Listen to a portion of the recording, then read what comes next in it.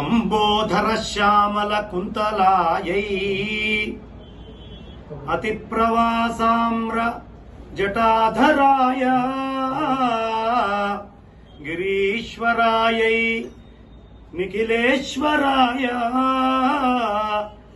నమః శివాయై చ నమః శివాయ. చాలా విశేషమైనటువంటి అనుభూతి ఇవాళ నాకు లభించింది.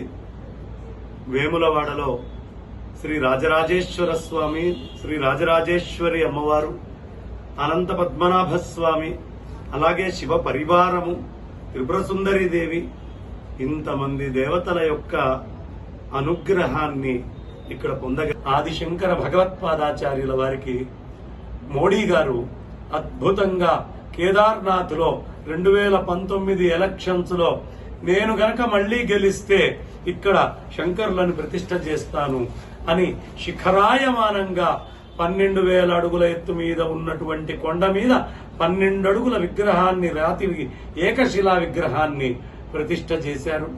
ఆ తర్వాత శృంగగిరిలో అనంత శ్రీ విభూషితులు భారతీ తీర్థ మహాస్వామి చరణుల యొక్క సువర్ణ భారతీ మహోత్సవం 50వ సంవత్సరము సన్యాసాశ్రమం తీసుకున్న సందర్భంలో అనంత శ్రీ విభూషితులు విధుశేఖర భారతీ స్వామి వారు 32 అడుగుల విగ్రహాన్ని ప్రతిష్ఠ చేశారు.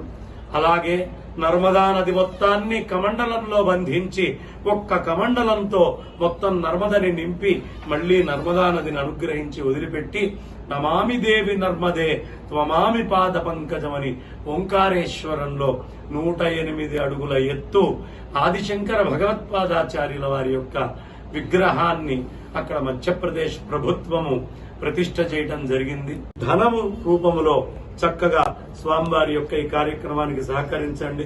ఈ రెండు నా దగ్గర లేవండి, సేవగా చేయండి. కథన భీతుని చూచి కాలుండు నవ్వురా, అమ్మో అవి పెద్ద పనులు అని తప్పించుకోకండి. మా సీతారాం ఆచార్యుల వారు, అంతేనా, ఆచార్యుల వారితో, అలాగే మా రాజేశ్వర శర్మ, రాజరాజేశ్వరుడే రాజేశ్వర శర్మ గారితో మనం అందరం కలిసి అడుగులు వేద్దాం.